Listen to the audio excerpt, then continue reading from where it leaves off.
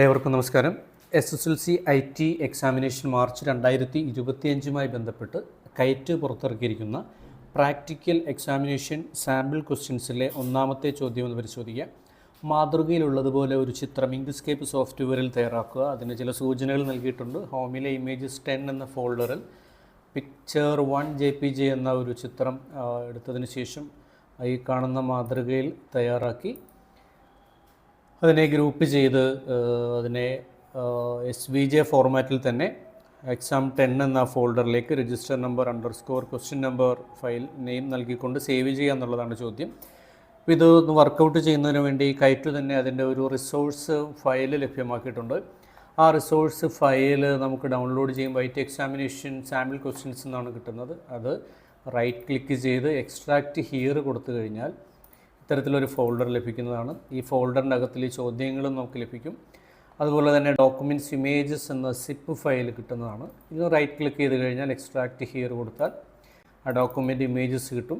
ഇപ്പോൾ ഈ exam ഡോക്യുമെൻറ്റ്സും images 10 ഇത് രണ്ടും നമുക്കൊന്ന് കോപ്പി ചെയ്തതിന് ശേഷം ഹോമിൽ കൊണ്ടുവന്ന് പേസ്റ്റ് ചെയ്താൽ ഇപ്പോൾ നമുക്ക് വർക്ക് ചെയ്യാനായിട്ടുള്ള എക്സാം ഡോക്യുമെൻറ്റ്സും ഇമേജസ് 10 ഇപ്പോൾ നമ്മൾ കോപ്പി പേസ്റ്റ് ചെയ്ത് വെച്ചിട്ടുണ്ട്. സേവ് ചെയ്യുന്ന സൗകര്യത്തിന് വേണ്ടി എക്സാം 10 എന്നൊരു ഫോൾഡറും ഉണ്ടാക്കി വെച്ചിട്ടുണ്ട്.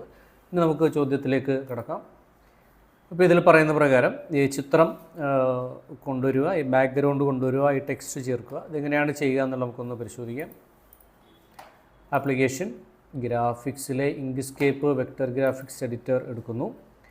ഇതിലെ ഈ പേജ് ബോർഡർ കളയുന്നതിന് വേണ്ടി ഫയൽ ഡോക്യുമെൻ്റ് പ്രോപ്പർട്ടീസിലെ ഷോ പേജ് ബോർഡർ എന്നുള്ളത് കളയുക.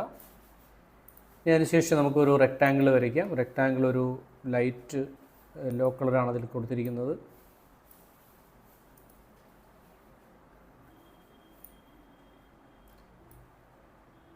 ഇനി വലിപ്പം വ്യത്യാസം വരുത്തണമെങ്കിൽ രണ്ട് രീതിയിൽ വലിപ്പം വ്യത്യാസം വരുത്താം. ഒന്നെങ്കിൽ ഈ ഭാഗത്ത് ക്ലിക്ക് ചെയ്തുകൊണ്ട് വലിക്കാം, അല്ലെങ്കിൽ സെലക്ഷൻ ടൂൾ എടുത്തുകൊണ്ടും വലിക്കാം.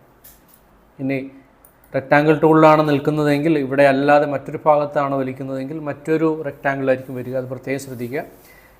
ഇനി നമുക്ക് ചിത്രം ചേർക്കാം. ചിത്രം ചേർക്കുന്നതിന് വേണ്ടി ഫയൽ ഇമ്പോർട്ട് ഹോമിലുള്ള ഇമേജസ് 10 എന്ന ഫോൾഡറിൽ pic1.jpg എന്ന ഒരു ചിത്രമാണുള്ളത്. അത് നമ്മൾ ഓപ്പൺ ചെയ്യുന്നു.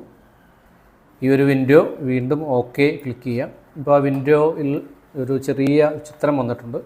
ഈ ചിത്രത്തെ ഇതിന് മുകളിലേക്ക് കൊണ്ടുവരാനായിട്ട് നമുക്ക് ഈ സെലക്ഷൻ ടൂളാണ് ഉപയോഗിക്കുന്നത്. സെലക്ഷൻ ടൂൾ ഉപയോഗിച്ചുകൊണ്ട് ഈ ചിത്രത്തെ ഇങ്ങോട്ടേക്ക് എത്തിക്കാം.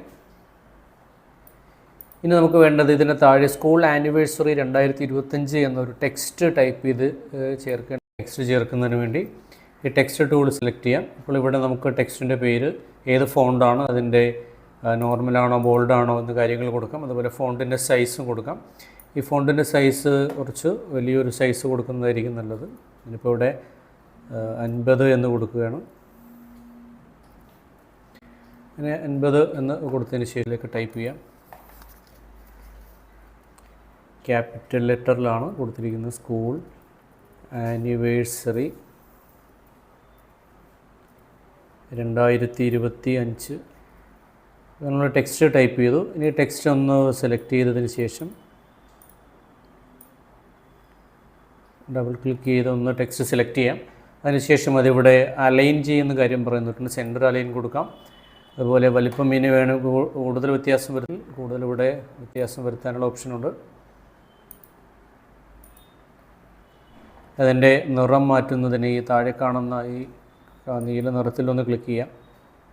ഇനി അത് ആവശ്യത്തിന് വലിപ്പം വ്യത്യാസം വരുത്തണമെങ്കിൽ ഈ സെലക്ഷൻ ടൂൾ ഉപയോഗിച്ചുകൊണ്ട് വീണ്ടും വലിപ്പം ആവശ്യത്തിന് വരുത്താവുന്നതാണ്. ഇനി ചോദ്യത്തിൻ്റെ അവസാന ഭാഗത്തിൽ കിടക്കുന്ന ഇവിടെ താഴെ മറ്റൊരു റെക്റ്റാങ്കിൾ ചേർത്തിട്ടുണ്ട്. അതിന് വീണ്ടും നമുക്ക് റെക്റ്റാങ്കിൾ ടൂൾ സെലക്ട് ചെയ്യാം. അതിൻ്റെ നിറം ഈ മെറൂൺ കളറ് നൽകി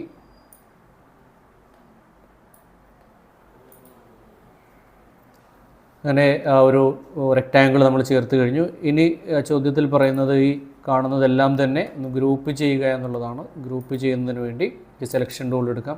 ഇതെല്ലാം കൂടെ സെലക്ട് ചെയ്തതിന് ശേഷം ഒബ്ജക്റ്റിൽ നിന്നും ഗ്രൂപ്പ് എന്നത് ക്ലിക്ക് ചെയ്യുന്നതോടുകൂടി ഇതൊരു ഒറ്റ ഫയലായി അല്ലെങ്കിൽ ഒരൊറ്റ ഇമേജായി മാറിയിട്ടുണ്ട്. ഇനി ഇത് സേവ് ചെയ്യാം. സേവ് ചെയ്യുന്നതിന് ഫയൽ സേവ് ആസ് എന്ന് ക്ലിക്ക് ചെയ്തതിന് ശേഷം ഹോം എടുക്കുന്നു.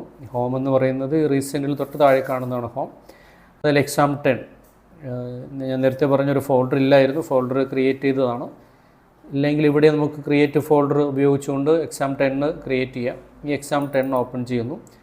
ഇതിലേക്ക് ഈ .svg കളയാതെ അഡ്മിഷൻ രജിസ്റ്റർ നമ്പറും _ ക്വസ്റ്റ്യൻ നമ്പറും നൽകി ഡോട്ട് ഉണ്ട് എന്ന് ഉറപ്പുവരുത്തുക. .svg ഉണ്ടോ എന്ന് ഉറപ്പുവരുത്തിയതിന് ശേഷം സേവ് ചെയ്യുന്നതോടെ ഈ ഒരു പ്രവർത്തനം അവസാനിക്കുന്നു.